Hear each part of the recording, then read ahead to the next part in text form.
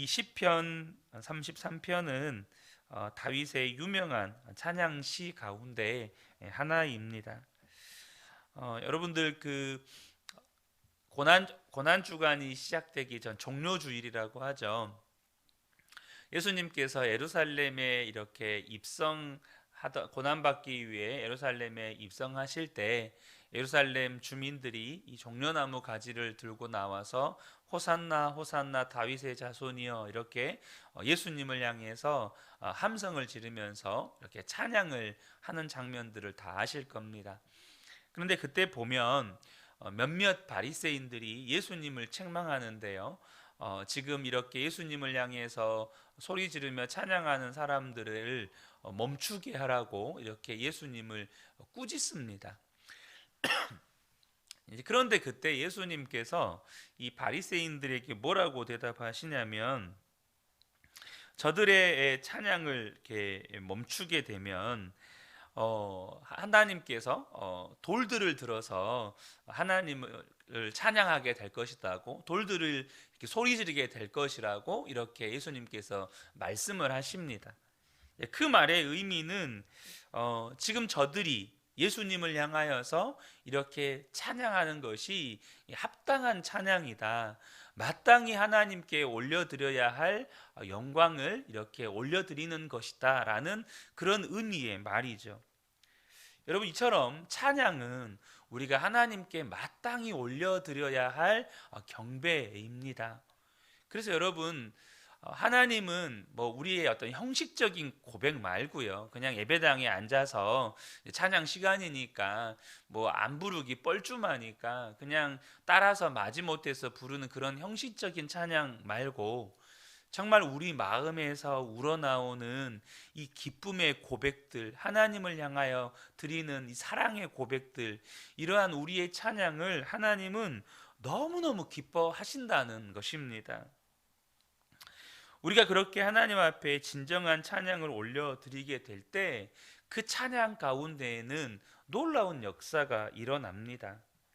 뭐 하나님이 기뻐하시는 것은 너무나도 당연한 일이겠고, 찬양하는 사람들의 안에서 놀라운 심령의 변화들이 이 찬양 가운데 일어나는 것들을 우리는 직접 경험하기도 하고, 또 우리 주변에서 보기도 하죠. 그 논산 훈련소에 가면 연무대 교회라고, 연무대 교회인지 저도 이제 오래돼서 잘 기억이 안 나는데요. 한 4,000명, 5,000명 정도 들어가는 큰 예배당입니다. 뭐 굉장히 뭐 화려한 건물은 아닌데요. 이렇게 신병 훈련소에서 훈련을 받으면서 매 주일 오전 오후에 이렇게 4, 5천 명이 꽉꽉 들어차서 이렇게 예배를 드립니다. 그런데 거기에서 이렇게 예배를 드리는 이 청년들은 예수를 안 믿는 청년들이 훨씬 더 많습니다. 훨씬 더 많아요. 그런데 이제 찬양을 부르면 그 찬양이 얼마나 뜨거운지 몰라요. 뭐 한국의 우리 군인들의 떼창하면 여러분들 이렇게 방송에서 한 번씩 보셨죠? 얼마나 열심히 찬양을 따라 부르는지 몰라요. 근데 신기하고 놀라운 건 그 연무대 교회를 섬기는 목사님의 이야기인데요. 신기하고 놀라운 건 목사님도 안 돼요. 그곳에서 찬양을 부르고 예배하는 청년들의 대부분이 예수를 안 믿는 청년들이고, 이제 주일 오전에 초코파이 주니까 그 초코파이 받아 먹으려고 오는 청년들이 대부분이거든요. 그런데 그렇게 찬양하는 가운데 변화를 경험하는 청년들이 있다는 겁니다. 군대 와서 이렇게 자살을 생각하고 있다가 그렇게 찬양을 부르는 가운데 마음이 위로받기도 하고, 또 그 찬양 가운데 하나님을 만나기도 해서 그렇게 자살을 하는 것을 포기하고 열심히 군 생활하고 그리스도인으로 변화되어서 이렇게 사회로 돌아가는 청년들이 간증이 책이 몇 권이래요. 그런 간증들이. 분명한 것은 그런 찬양 가운데 하나님이 역사하시고 계시다라는 것이죠. 진정한 찬양에는 놀라운 역사가 있다는 것입니다. 오늘 본문의 저자인 이 다윗은 다 아시는 것처럼 찬양으로 유명한 왕입니다. 다윗은 정말로 찬양을 좋아하는 사람이었죠. 그래서 오늘 본문도 강력한 다윗의 찬양으로 시작이 됩니다. 1절부터 3절이 그 찬양인데요. 의인들아 너희는 주님을 생각하며 기뻐하여라. 정직한 사람들아 찬양은 너희가 마땅히 해야 할 일이다. 수금을 타면서 주님을 찬양하여라. 10줄 검은고를 타면서 주님께 노래하여라. 새 노래로 주님을 찬양하면서 아름답게 연주하여라. 여러분, 다윗이 언제부터 하나님께 이렇게 찬양을 올려드렸던 사람입니까? 다윗이 왕이라고 하는 지위에 올라서 하나님께서 다윗에게 이런 왕이라고 하는 엄청난 성공을 주셨기 때문에 그때부터 다윗이 하나님을 찬양하기 시작했습니까? 여러분, 아닌 거 아시죠? 다윗은 목동이었을 때, 그래서 들판에서 아무도 없을 때부터 이 수금을 타면서 하나님을 찬양했던 사람입니다. 아무도 없어요. 그곳에는 그냥 양밖에 없습니다. 그런데 그때 다윗은 수금을 타면서 오직 하나님 한 분만을 바라보면서 그렇게 하나님을 찬양했다는 것입니다. 그래서 하나님은 그 들판에서 그 다윗을 왕으로 택하셨어요. 그렇게 하나님만 바라보면서 하나님을 찬양했던 그 다윗이 하나님이 너무 좋은 거예요. 그런 다윗이 하나님이 보시기에 너무 기뻤던 것입니다. 여러분 잘 아시죠? 다윗의 찬양에는 여러 가지 유명한 일화가 있는데요. 그 중에 대표적인 일화가 하나님의 언약궤가 이렇게 법궤가 예루살렘에 들어올 때 다윗이 그것이 얼마나 기뻤던지 하나님이 예루살렘에 들어오시는 것 같은 그런 감격과 감동 속에서 춤을 추며 찬양하는데 그 하체가 다 드러나게 되죠. 그러니까 우리가 다윗 하면 가장 먼저 떠오르는 것은 찬양으로 유명한 사람, 그렇게 하나님을 기쁘게 찬양했던 사람, 다윗 하면 떠오르는 대명사가 바로 찬양입니다. 여러분, 그 말은 어떤 의미냐면 그만큼 하나님이 다윗을 좋아했다는 뜻이기도 합니다. 여러분은 어떤 사람으로 주변 사람들에게 알려져 있습니까? 우리가 이 사람은 이런 특징을 가지고 있어, 이 사람 별명은 이거야, 우리가 이런 말들 듣는데요. 당장 우리 믿는 성도들 안에서 여러분은 어떤 사람으로 알려져 있습니까? 저와 여러분이 그렇게 찬양을 좋아하는 사람, 찬양을 좋아하는 성도로 그렇게 알려졌으면 좋겠습니다. 왜냐하면 그 말은요, 하나님이 그 사람을 그렇게 좋아한다는 뜻이기도 하기 때문입니다. 찬양을 좋아한다, 그 말은 하나님을 사랑한다, 하나님을 노래하기를 즐거워하는 사람이라는 뜻입니다. 그리고 또 다윗의 찬양의 유명한 일화 가운데 하나가 뭐냐면, 다윗이 그렇게 찬양을 좋아하다 보니까 역대상에 보면 다윗이 찬양대원 4,000명을 세웁니다. 여러분이 성가대 40명만 돼도 여러분, 와, 성가대 40명이나 되네, 우리 이런 표현들 쓰잖아요. 40명만 돼도 어마어마한 겁니다, 사실. 그런데 다윗은 성가대원 4,000명을 세워요. 그래서 그 찬양을 하나님 앞에 올려드립니다. 그러니까 다윗은 하나님께 복을 받을 수밖에 없는 그런 믿음의 사람이었다는 거죠. 다윗은 왜 그렇게 하나님을 찬양하는 것을 좋아했을까요? 왜 그렇게 하나님을 찬양하는 것을 그렇게 즐거워했을까요? 이유는 한 가지입니다. 그는 하나님을 정말로 알았던 사람이기 때문입니다. 하나님이 어떤 분인지를 알았기 때문이죠. 여러분, 밭에 감추인 보화의 비유를 잘 아시죠? 농부가 자기 재산을 다 팔아서 그 밭을 삽니다. 그런데 그 농부가 그 밭을 살 때요, 그 마음 가운데 내가 이 밭을 사서 뭐 할까? 이 밭을 사는 거 너무 힘든데, 그런 마음으로 밭을 사지 않았습니다. 농부는요, 자기 모든 소유를 팔 때 기쁨이 넘쳤습니다.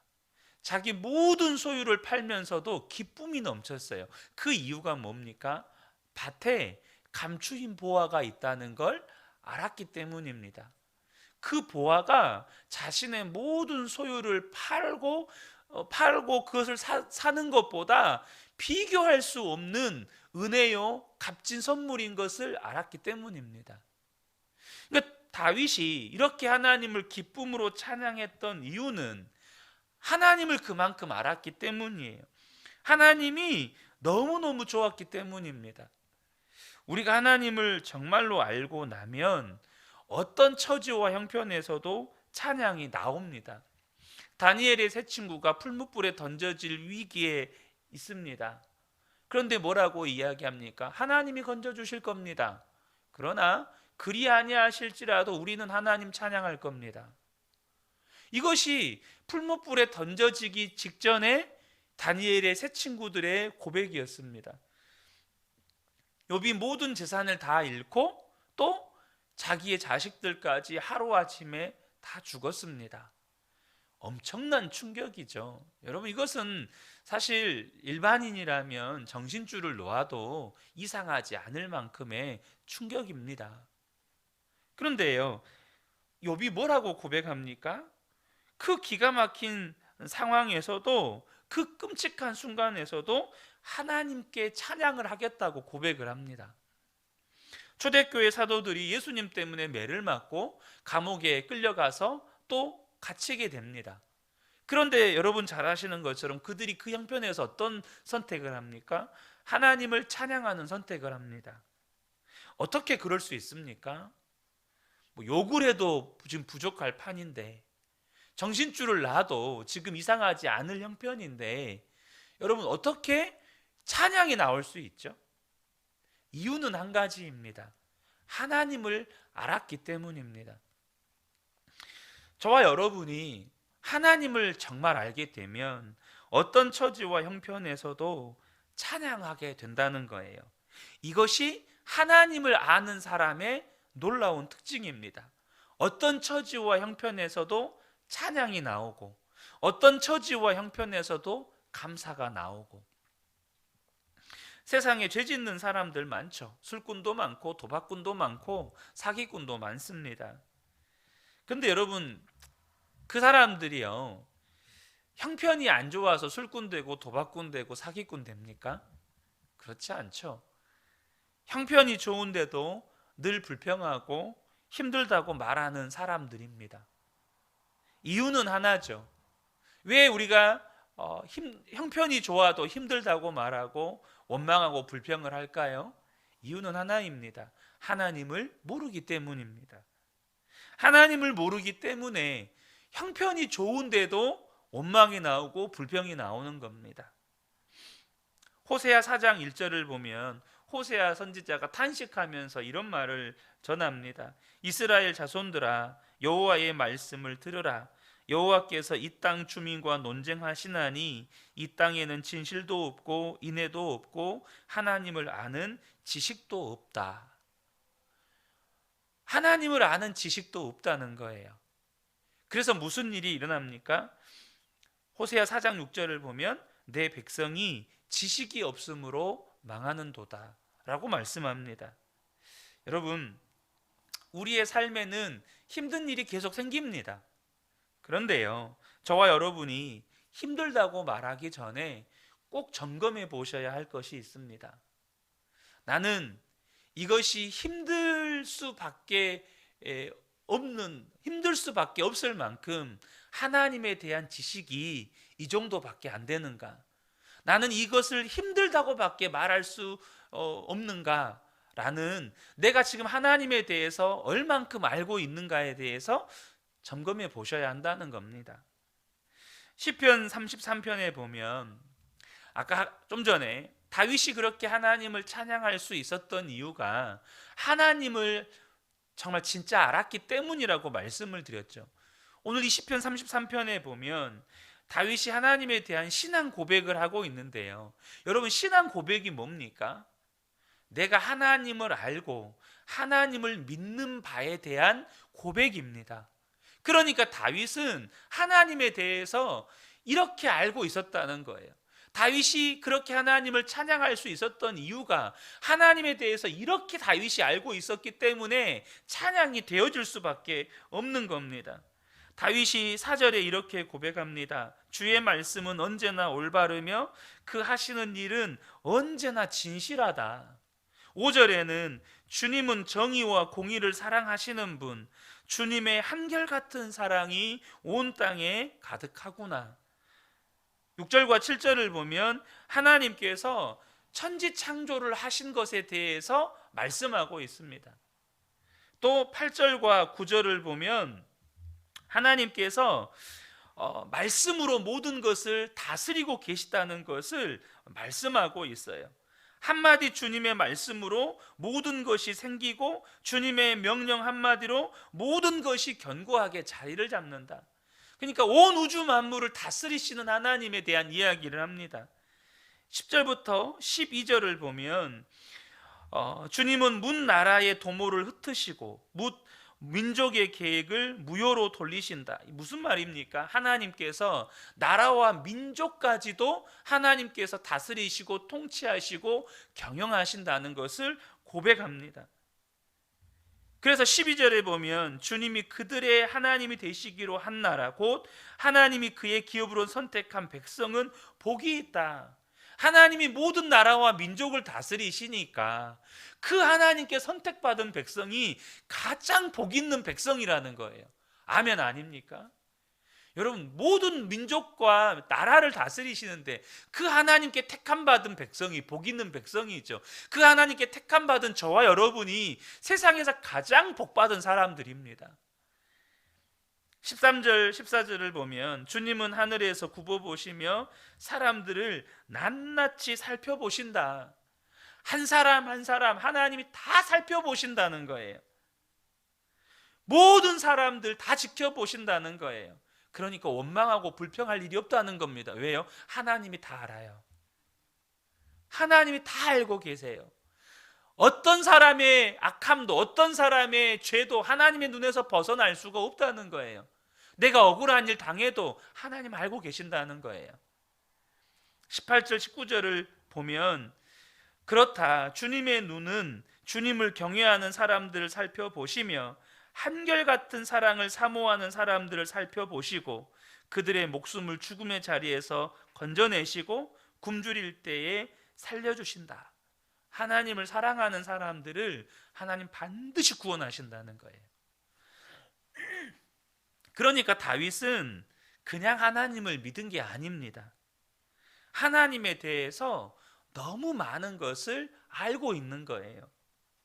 그 하나님을 알면 알수록 다윗의 마음에 막 기쁨이 넘치는 거예요. 와, 하나님은 이런 하나님이네. 하나님이 이렇게 좋은 하나님이네.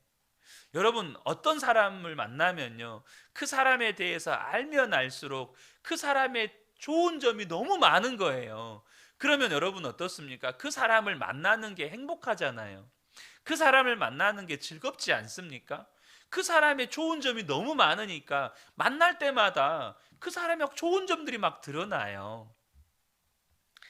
여러분, 다윗이 그렇게 하나님을 알고 나니까 어떤 형편을 만나도 찬양이 나오는 겁니다. 찬양하지 않을 수가 없는 거예요. 저는 말씀을 전하는 사역을 하는 사람입니다. 개척교회라고 하지만 사실 이렇게 모든 예배를 다 이렇게 제가 인도를 하다 보니까 때로는 이 말씀 전하는 사역이 육체적으로는 힘들기도 합니다. 특별히 이제 환절기에 이렇게 제가 약간의 비염도 있고 그리고 이제 또 목감기가 한 번씩 오면 이 말씀 전하는 게 정말 곤욕이에요. 너무너무 힘들어요. 이렇게 힘들 때가 있어요. 그럼에도 불구하고 제가 말씀 전하는 사역을 포기하고 싶은 마음은 없습니다. 그 이유는 한 가지인데요.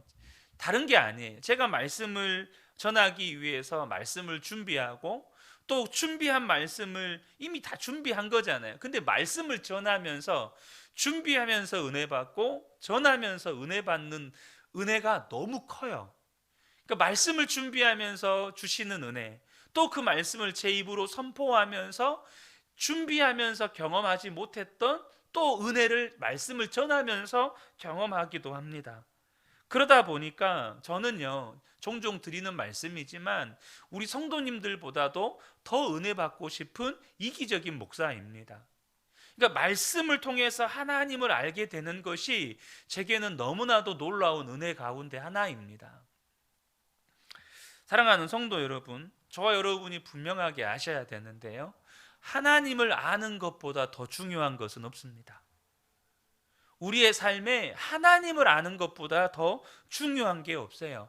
하나님을 아는 것만으로도 삶 전체가 바뀝니다. 사랑하는 성도 여러분, 여러분의 삶에 지금 무엇이 가장 중요하다고 생각하십니까? 여러분의 생각 속에 하나님을 아는 것이다, 이것이 분명하게 새겨지시기를 축복합니다. 하나님을 아는 것만큼 우리의 삶에 중요한 게 없어요.